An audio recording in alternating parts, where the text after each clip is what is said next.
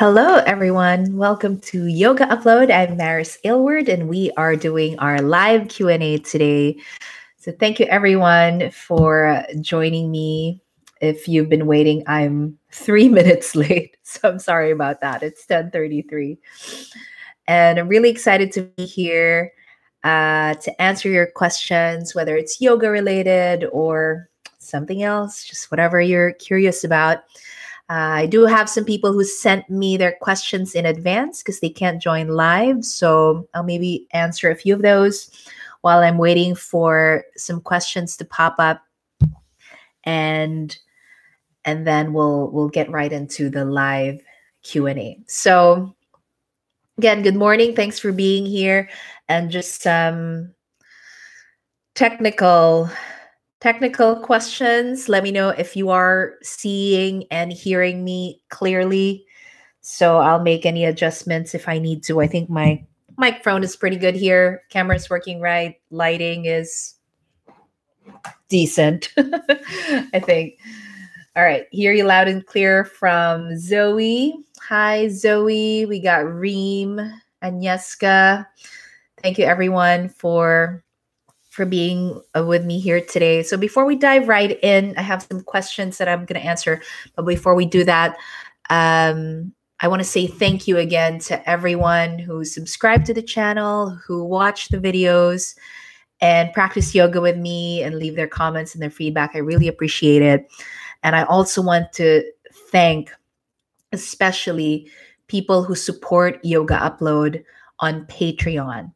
And Patreon is a way for people to support creators, whether it's on YouTube or somewhere else. So Patreon, that's spelled Patreon, patreon.com. And all of these links are in the description box below. I have a Patreon account, and right now I have a little over 50 supporters. So these supporters or patrons make a monthly donation, a monthly contribution to Yoga Upload. And that really helps me a lot in sustaining the channel because I provide all these videos for free. So I really appreciate that financial support from people who are willing and able to do it. So if you are curious about that, want to maybe support Yoga Upload or just look into it, maybe not now or in the future, check the description box below. I'll have all the links there.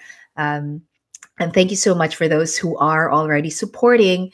And if you do choose to support Yoga Upload on Patreon, you get some perks as well. You get access to 10 exclusive yoga videos, not available to the public. It's for the patrons only. You also get free video downloads every month. And you have access to a private Facebook group for the patrons if you want to do that. So more information on patreon.com/yoga upload if you are curious about that. All right. Okay. Well, while I'm waiting for some more chats to come up, I'm going to start with maybe 2 or 3 questions that were sent to me beforehand.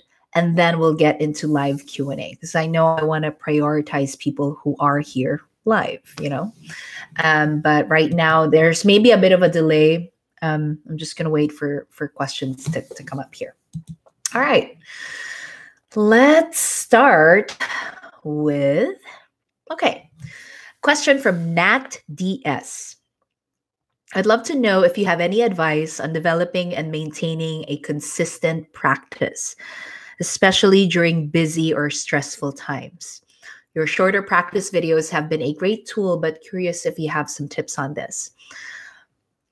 Developing and maintaining a consistent practice is really important for feeling and reaping the benefits of yoga long term. Now, how do we do this? I understand people are busy, stressed out, life gets in the way of yoga. But I think if you're busy, stressed out, you need yoga even more. And if that's the case, just do whatever you can.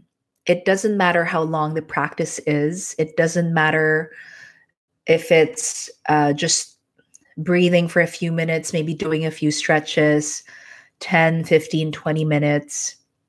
If that's all you can do for that day, just do it no matter what. Squeeze it into your day somehow. You have to let go of the idea that your yoga practice has to look a certain way. Like it needs to be a 1 hour vinyasa all the time. No, it doesn't have to be. Whatever you have time for that day, do that. And that will help you in managing your stress. And we often say we don't have time for yoga because we're so busy. But really, if we make time for yoga during those busy times, you'll find that you do have the time and you are more relaxed and more focused and will actually be able to use your time better, be more productive and clear in your day. So I hope that helps. Just do what you can, even if it's 5 minutes, 10 minutes, 15 minutes. So yeah, shorter practice videos, just a short practice on your own. Do your favorite poses, do what comes to mind, and that should help you a lot in keeping up your practice even in difficult times. All right, let's look at the chats here to see if anything has come up.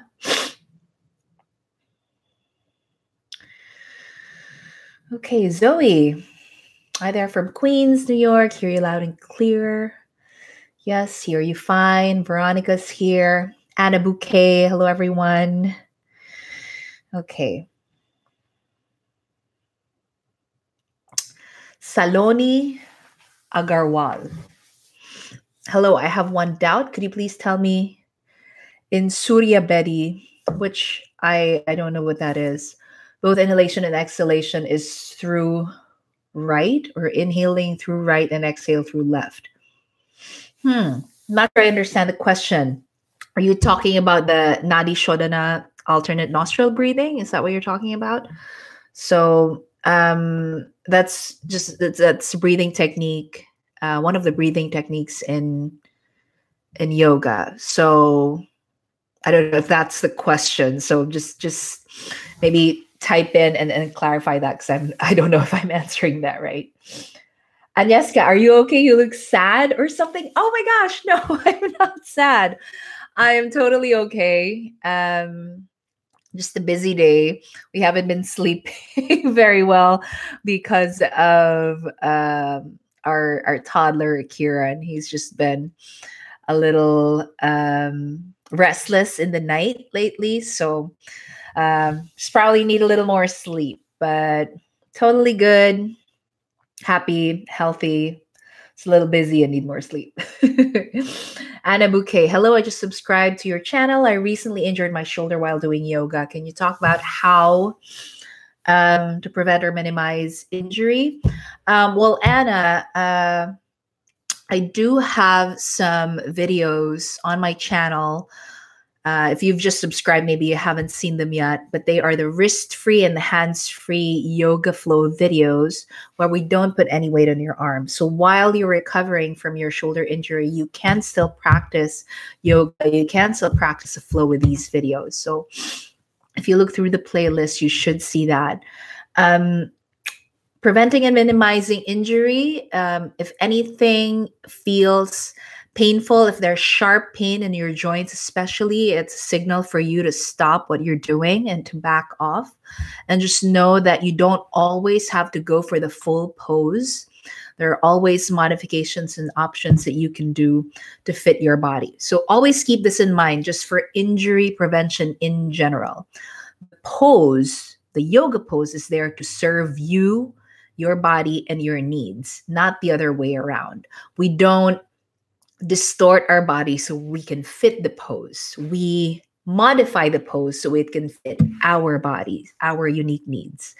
And that's what I love about yoga, is there's room for everyone, no matter what your background is and your physical state is, because we can always modify the poses. So learn modifications and just keep practicing. Maybe for now, practice some beginner or gentle yoga poses while you're recovering, and you'll learn the poses along the way and how to modify it so you don't so you minimize the risk of injury. Vivian Gonzalez, hi. Can you create a yoga video for people in their 50s that have knee problems and back issues?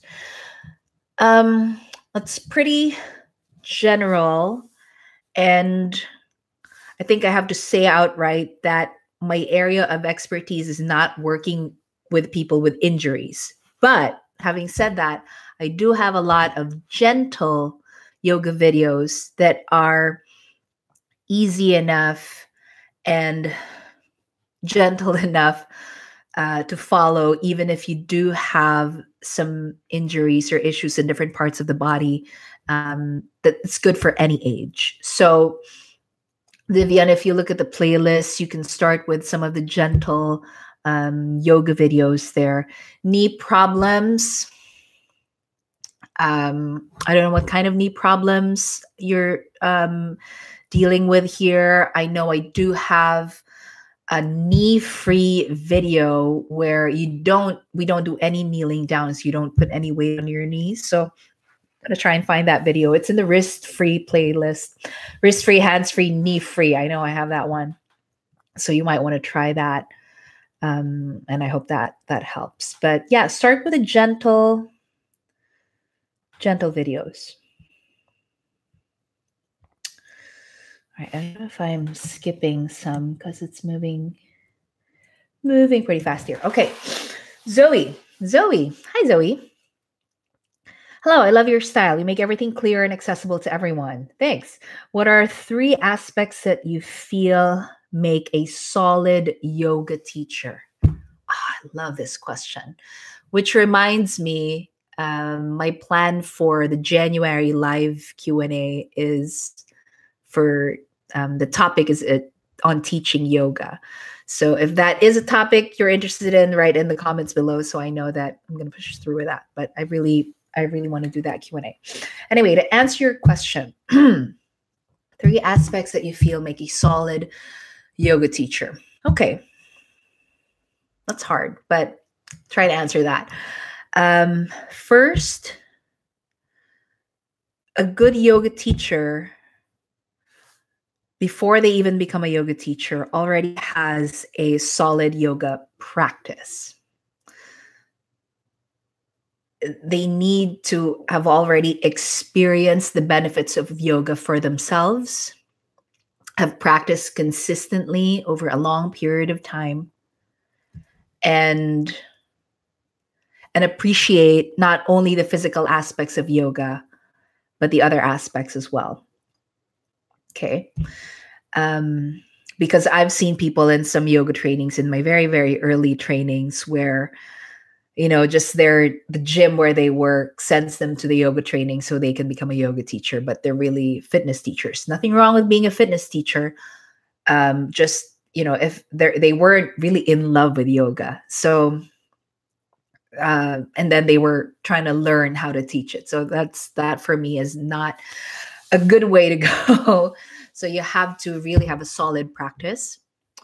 2, well-trained would be, to make you a solid yoga teacher, training is very important. And I want to talk about this in that next live Q&A of what training is actually needed and what is the reality happening right now, especially in the States. Sorry, I had to adjust my camera there. So good training in anatomy, in yoga asana, actual yoga poses, teaching methodology, how to teach people, because it's one thing to know something well in your own body, but it's a completely different thing knowing how to teach it to someone else in a clear and accessible way, like you said. So great communication skills, and that requires training and practice as well. And the good yoga teacher should also be trained in other aspects and familiar with yoga philosophy, a little bit of history, and just other related disciplines to yoga would be really helpful. What else? Last one. Okay, you asked for 3. So first, that was like good, solid yoga practice, good training, and maybe the third would be a deep desire to share yoga with others. It's not an easy job. You have to go out there in front of people. They can either like what you offer or reject it. They can either criticize you or praise you and all of these things. And you have to be okay with all of that because of your deep desire to share yoga with others. You felt the benefits for yourself, so you want others to experience it. And it doesn't matter what other people think. They don't like you. They don't like your face, your voice, your style. Doesn't matter. There are others who will respond to you. And that's what's important, is you have a desire to share it with others. So, and that will get you through the challenges of being a yoga teacher, because there are many. It's not the most lucrative career. So you really have to love it to do it. Okay. All right. King, I never work out. Yoga, how to start beginner programs. Lots of beginner yoga, not just on YouTube. Search online. There's so much out there. And the trick as a beginner is to just keep exploring. If you don't like the first thing that you try, don't give up. Try other classes, other teachers, other styles, and hopefully you find a teacher and a class and a style that you can work with. Nathias, hi Maris, thank you so much for answering. Love your channel. Yeah, you're welcome. Xenija Janjik, if I am murdering your names, I'm so sorry. Before becoming a teacher, how many years did you practice yoga? My first yoga class that I ever took was in 2003. And then that was in the Philippines when I was still living there. And I moved to the States in 2010 and started training to become a yoga teacher around then, like early 2011. And so I started teaching around 2011. So 8 years since my first yoga class before I even taught the first class.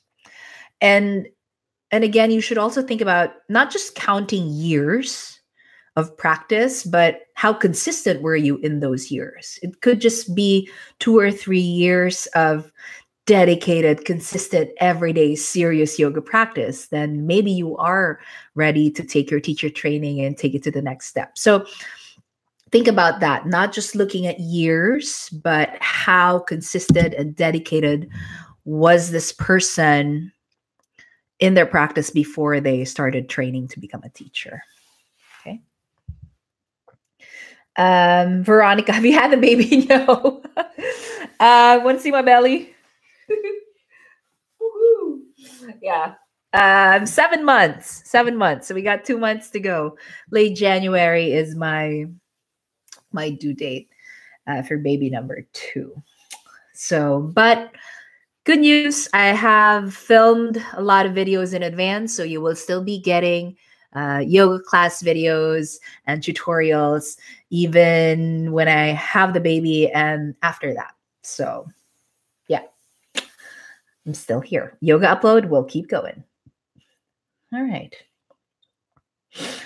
Zoe, I am interested. Do you mean home practice? Yes. Home practice, practicing with a teacher, physically going to classes, combination of all of these things. If you are interested in becoming a yoga teacher, I would recommend having both a home practice and having actual teachers in your life that you study with and go to classes. Both of those things are necessary. Samarpan02. Love your classes. Agree with other aspects of yoga. Very true. Love to listen to you. Thank you. Benji Bezirgan or Bengi Bezirgan. Hi, do you suggest focusing on only one body part? For example, heart or hip openers for the whole week? Or is it better to concentrate on different parts in each practice? Realistically, if you're practicing, like you're doing a class, a video, or just your own practice, even if you are focusing on just one part, you really are moving your entire body. So it's never just doing one thing. realistically, even if you are doing just back bends, you are still working your lower body. You are still stretching your hip flexors, and so it's never isolated, right? Um, Now it is, if you want just variation in your practice, you can maybe focus on something to learn something more in depth. You can focus on maybe hip openers for this practice or for this week and then switch to something else. Nothing wrong with doing that, just as long as you have that balance overall. Um, Focusing has its advantages because you will learn something in depth and just more intimately, but at the same time, you want to make sure you balance that out. Hope that helps. Yeah, I do like having a focus sometimes. Um, if you're working towards a peak pose, for example, that's a hip opener or a back bend or an arm balance, then you'll need to have a more focused approach for that, and that has its advantages. Zoe, thank you. I'm already teaching for 2 years and sometimes struggle. Well, I'm excited to do the live Q&A in January then. That's going to be about teaching yoga and the advantages, disadvantages, the struggles, the rewards, everything. So if you have any more questions on that, Zoe, just send them to me or write them in the comments. Okay.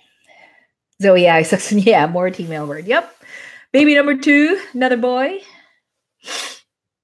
Okay. Bigger belly than first baby, but you look marvelous. Yeah, I don't know.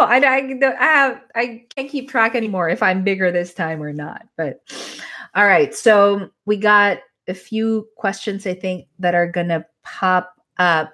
So let me just go back to my list here of questions previously sent. All right. I answered Nadia's question. Julie Hunt. Question from Julie that she sent a few weeks ago. Maris, can you talk about the correlation of aging and how this affects your yoga practice over time? I am in my 50s and being drawn to a more gentle style of yoga, whereas in my younger years, more free flowing. Thank you for your clear and pleasant energy. Many blessings. Life happens. We age, we change, and the yoga practice reflects that as well. So if you are feeling more drawn to a gentler type of practice, a different type of practice from what you were doing years ago, then I think you should honor that and go with it and explore that. With aging, 40s, 50s, 60s, yeah, some people might be drawn to more gentle types of yoga, whereas others might be pushed to challenge themselves and explore something stronger, provided there are no injuries or anything. And that's fine too. So let your yoga reflect what's happening in your life. And there could also be emotional struggles for other people, and that changes their practice as well. Maybe they're drawn to more restorative, more quiet, contemplative practices, and that's fine too. So, yeah, whatever you're drawn to explore, go ahead and do that. I've certainly changed my practice. I'm 40 now, so not as driven on the physical side. It's still exciting for me to explore poses, obviously, and get stronger and do fun things. But really, mostly, I've slowed down a lot in the physical part of the practice in the asana. So hope that helps, Julie. Go with it. All right. Let's go back to the live. Need to scroll. Anna, thanks for answering my question. I think I'm going like up and down the thing here. Okay. Thanks for answering, Maris. Xenija, I'm thinking about pursuing teacher training, but we'll see. Yeah. Take your time thinking about it. I'm so excited to do that live Q&A now. I feel like that would help a lot of people in kind of deciding if it's the right path for them. Oh, Julie Hunt is there. I just answered your question. Hello, Maris. Can you talk a little bit about going beyond the physical asana as regards to inner stillness, where this can be taken beyond the mat? Beautiful. It's a beautiful question. Going beyond the physicality. So I hope I'm understanding the question right. But to me, it seems like, how do you take what you learn on your yoga mat off the yoga mat? The inner stillness. So what I've found in my personal experience, what yoga has taught me, is to slow down enough, to quiet down enough, to really feel what's going on in my body, and to fully experience my emotions, and to really witness my thoughts as they are happening, becoming more present because of that inner stillness. During the day, our minds are chattering a mile a minute. We're not fully present most of the time. We're not feeling our breath. We're not feeling sensations in the body. We're not watching the thoughts. We're getting carried away by them.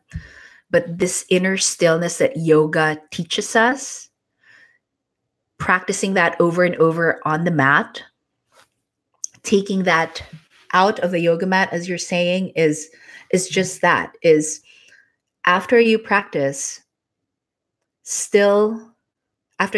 yoga, you can still practice off the mat by pausing and watching your thoughts without getting carried away, feeling your emotions fully, feeling the sensations in your body, breathing mindfully, whatever you're doing. You're driving, you're cooking, you're cleaning your house, you're talking to someone. I think that that's where the value of yoga comes. Not just, I got stronger and more flexible, which is fantastic. We need that. But there's value even outside the mat when it starts to affect your life and your relationships in a positive way. So taking that inner stillness, that presence that we learn. So it's a skill that we learn in yoga to become more present, more still, having more control over that, taking that into your daily life and your relationships. So I hope that made sense. My husband is here. Hi, babe. Hey. Yeah, I'm gonna do a few more minutes and then I gotta go and help the hubby with something in a little bit here. Reg Alasan, hi, cuz, watching here. Oh my God, it's my cousin. Hi, thanks for watching. Thanks for joining us. Are there any special? She has a question. Reg has a question. What? Are there any special yoga moves for people with scoliosis? Love you. Love you too. I have encountered some yoga videos and just online yoga classes that have specific purposes. And one of them is for people with scoliosis. So let me look that up for you, as that is not my area of expertise, but I'll look into that and send you some things. Okay. You got to take care of your spine, girl.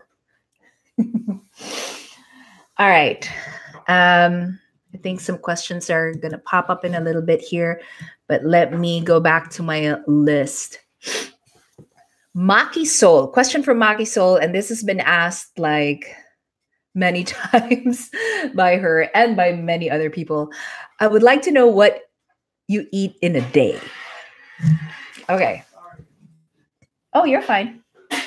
Hubby's in the kitchen. People want to know what I eat in a day. Food. Okay, so before I answer this, I just want to say that what I want to be eating in a day is different from the reality of what I actually eat in a day. But all right, just a typical day, just some examples of what we eat in the Aylward household. if you joined my live video 2 months ago, I talked about yoga and diet and my journey through all the ways of eating. Where I grew up a meat eater, and then I was a vegetarian for 14 years, vegan for 5 of those years. And then when I was pregnant with Kieran, I started eating eggs and dairy again, and eventually started eating meat. So where are we right now? I didn't go back to the vegetarian vegan lifestyle, still eating meat, eggs, and dairy. What I've experimented with in the last year, 2 years, that I really enjoyed and feel works for me is going lower carb, lower sugar. We're not doing it perfectly, especially now that I'm pregnant. I'm just like eating whatever. But we really try to go lower carb now. I've eliminated a lot of carbohydrates and sugars. On good days, of course. Dave and I have bad days sometimes where we just eat crap and eat sugar and junk. But all right, typical example of what I'd eat in a day. Like just now before going live, I had a smoothie with berries, which I know is carbs, but I only use half a cup of berries. So berries would be the lower carb, lower sugar fruits generally. A little almond milk, some flaxseed, some almond butter in there. And that's my breakfast. And I had a little bit of cheese, just kind of snacking on cheese while drinking the smoothie. Later on for lunch, I'll probably have some eggs cooked in olive oil or butter. Grass-fed butter is better, but we don't always have it. So I'll just use whatever butter we have. So I'll have the eggs, maybe 3 eggs. What? and a salad. So what I've started eating a lot of is lots of greens, salads. You can add some nuts and seeds in there, balsamic vinaigrette. And then for dinner, we either have once or twice a week, we try to have some salmon for dinner, and then some vegetables or a salad again on the side. So always having vegetables or a salad with your meal, along with the protein and the fat. So consuming good, high quality fats, moderate protein, minimal sugar and carbs. That's basically what we're trying to do. So I don't know what dinner is tonight, babe, but it's not salmon, is it? It could be. Could be salmon, or if we're not having fish, Dave likes to make food on the weekend that we're going to eat for the week. So we'll have maybe some ground turkey with some beans that we eat, and we eat that, or he'll put it in a wrap, a low carb, low calorie wrap. What else? Yeah, so just things like that. So lower carb, lower sugar, good amount of good fats, and moderate protein is basically what I eat. Not very exciting, I know, but I like it. It works for me. It works for us. Okay. Leslie Bowman. Hey, from the Victoria Palace Theatre, London. Ooh, hi. Julie, thanks, Maris, for answering my question. You are welcome. Okay. What else do we have here? Veronica, I have scoliosis in my lower back, so include me in your response to your cousin. Okay. I have no balance as a result. All right. Look into that. All right. Let me just probably have time for 3 or 4 more questions. And I'll do one last question from a patron. So Michael Lowry, who is one of my supporters on Patreon, he just joined. Thank you so much for supporting Yoga Upload every month. And here is his question. I've been practicing based on online videos for about 2 years, mostly your workouts. Thinking that my practice would benefit from personalized instruction, poses to work on and work towards that are based on where I am, my body, and my needs in order to develop an individualized path for growth. What's happening to my mouth? Do you have recommendations for finding a teacher? That's a question. Thoughts about practice from videos versus in-person teaching, which came up earlier. Lastly, do you have any thoughts about Ashtanga Yoga, which is the practice taught at a local studio? Thanks so much for sharing your gifted teaching, which has enriched my life greatly. Oh, sadly can't make the Q&A, but still watch the recording. All right, Michael. So first, how do you find a teacher? You've got to try different people. So you really have to go out there. And like you mentioned, you have some local studios that you can try. Try the different teachers, the different classes, the different offerings in studios and even gyms in your area, and hopefully you find someone that kind of you connect with, whose style works for you. And don't give up if you don't like the first teacher that you meet. Just keep exploring, and keep in mind you might not like someone right now, and then eventually something changes in your life and in your practice, and then that person's teaching is actually a better fit. So just be open to that. Practicing with video versus in person, both have value. So obviously practicing with videos at home is more convenient, is not expensive, and fits your schedule, and that's great. And you have a variety of practices to choose from. At the same time, if you are serious about your yoga practice, you need to, at some point in your yoga life, be in an actual class or be with an actual teacher, whether it's a private one-on-one session or a class. You will need that because, like you said, personalized instruction, the teacher can see you as opposed to a video where you can see them, but they can't see you. The teacher can make adjustments to your alignment, make sure you're safe in the pose, and teach you modifications that are specific to your body and your needs. So you will need to do that if you want to grow in your yoga practice. Live teacher is very, very valuable. Ashtanga yoga. Okay, so for those who are not familiar with Ashtanga, an Ashtanga Vinyasa class, it's a set series of poses. Meaning if you go to an Ashtanga Vinyasa class, it's going to be the same poses all the time. It is a flow. It is a Vinyasa. And I used to practice it. There's a studio here also that's a Ashtanga yoga studio. It's typically, if you do the primary series, because there are different series, Ashtanga primary series, the full practice is going to be an hour and a half to 2 hours. Yes, it is intense. It is challenging. It is vigorous. And so that's Ashtanga Vinyasa. I actually wouldn't recommend it to complete beginners because it moves too fast for you to learn the poses. There's not enough time to explore the modifications. They hardly use any props. But for those of you who don't have any injury, maybe already have a strong practice or are athletic or dancers, that might be fun for you to explore. Nothing against Ashtanga yoga. I stopped practicing it years ago. Dave also has tried it.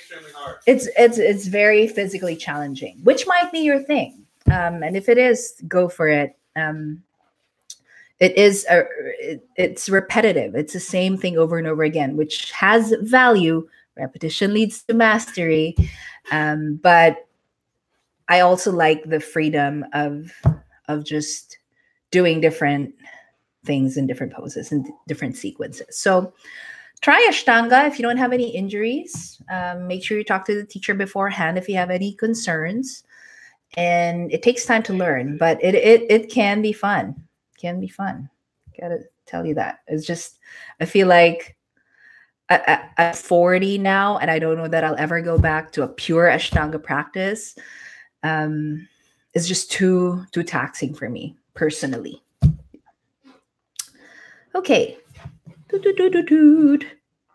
So, Michael, I hope you watch the recording and hope that answer is helpful. Sorry if I'm skipping over some things. It's just a lot of things are popping up, and I'm trying to to just keep up here. Okay.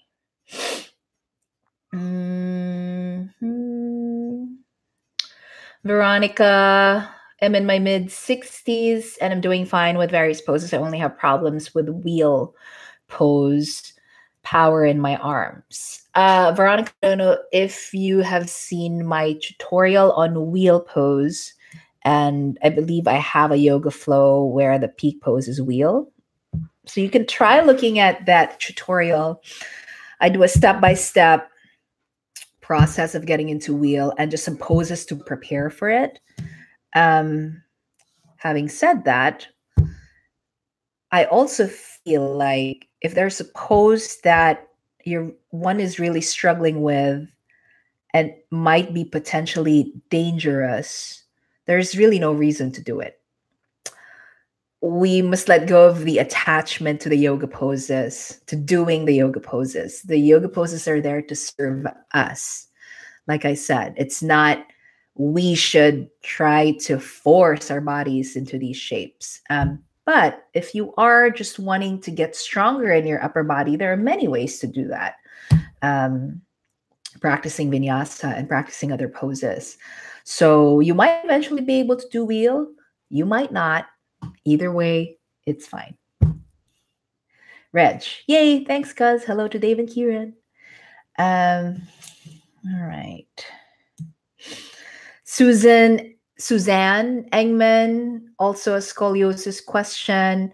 So I just mentioned earlier because someone asked about that I was going to look into that, as that is not my area of expertise. So if you're not following me on Facebook and Instagram, go ahead and do that. The links are in the description box below. I might post something there, or I can also post something in the community tab here on YouTube. If you're not familiar with that, you'll I'll also put that in the description box below. All right, we have time for just a few more. Agnieszka, tell me why people want to believe that yoga can help body and soul. So many people are very skeptical and don't want help. They want to live in pain, then do something, practicing yoga. So I'm going to try to understand the question here. Like, can yoga help body and soul? And why do people not believe it? Is that the question? All right, I'm just going to do my best to answer. Yoga is just one practice, one discipline that can help a person physically, emotionally, psychologically, and potentially spiritually. There are other practices that do that. There are other religious practices that do that. There are other therapeutic practices that do that. So yoga is just one way. And that's the beauty of it, is that you can choose the path that works for you. For other people, their faith or their church, their community, that is what helps them. That is what helps their body and their mind and their spirit and their soul. And for other people, it's different things. It could be their art, their music, their yoga, meditation. So no need to force people to believe it if they don't. Being skeptical is a good thing. We shouldn't just have blind faith in anything and just accept things at face value. We need to keep questioning and being skeptical of things that we're not sure of. So yeah, yoga is just one of the many ways to help ourselves, body, mind, and spirit. So yeah, don't it's not our job to force our beliefs on other people. All right. Anna Bouquet, Maris, do you know a good yoga teacher in Maryland or DC area? Unfortunately, I don't. I've only been there once. I've been to DC once to visit some friends, and I don't really know anyone there. But you can try the different if you live there, try the different local studios. I'm sure there are a lot of good ones. Um,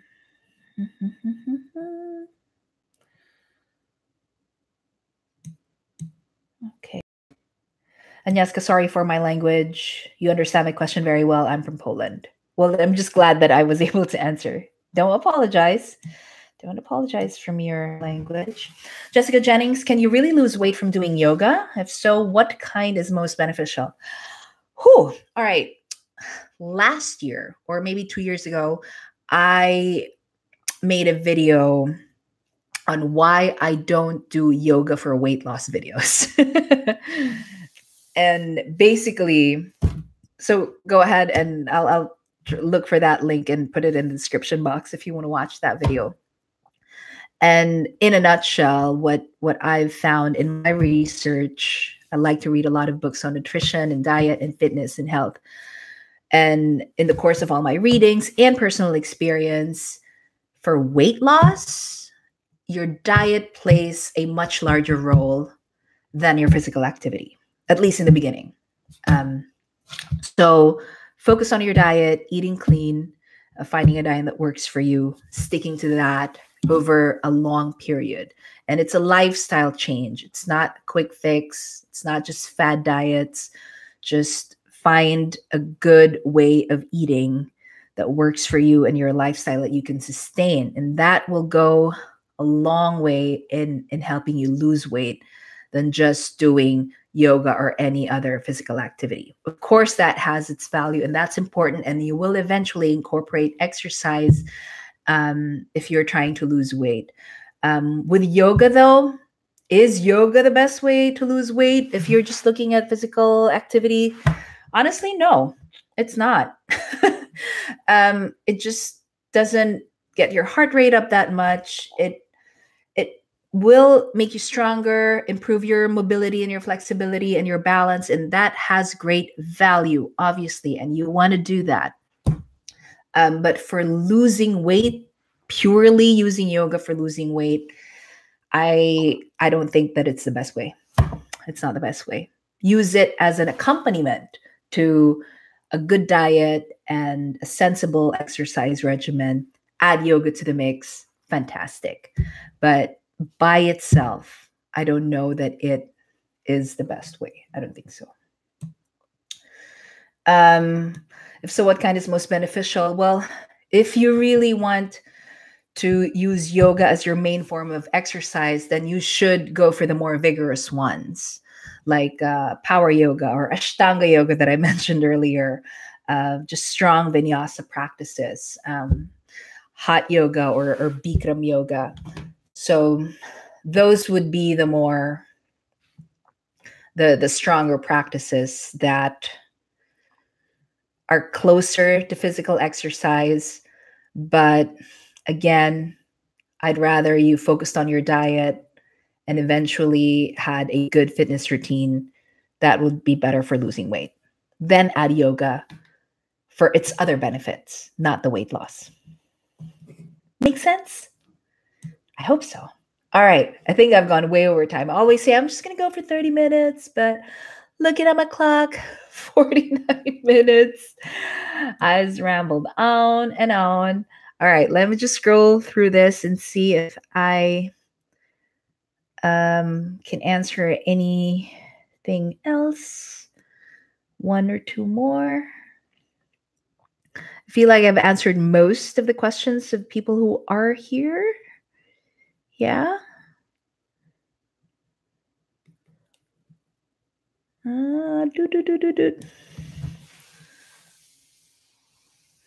Samarpan02. I think that does tone one who practices yoga regularly. That's my personal experience. But yeah, obviously you can get toned from yoga. You can get stronger, and that's in my experience as well in my body. But toning is different from weight loss. So toning up can help you in your weight loss efforts and make you look better.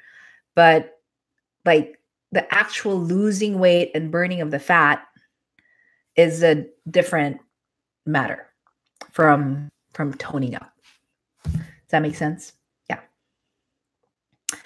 Jessica, I have multiple sclerosis, and yoga has helped tremendously with how I feel on a day-to-day basis. Plus, I eat clean because it also helps me feel amazing. Oh, perfect.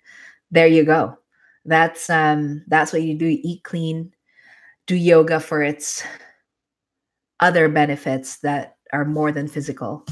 And so yeah. All right. I think we're good. If there are any unanswered questions, I'll go back later to the comments and try to answer them. I need your vote for the topic for the next live video, which will be on January 7th. Always first Monday of the month, we do our live Q&A.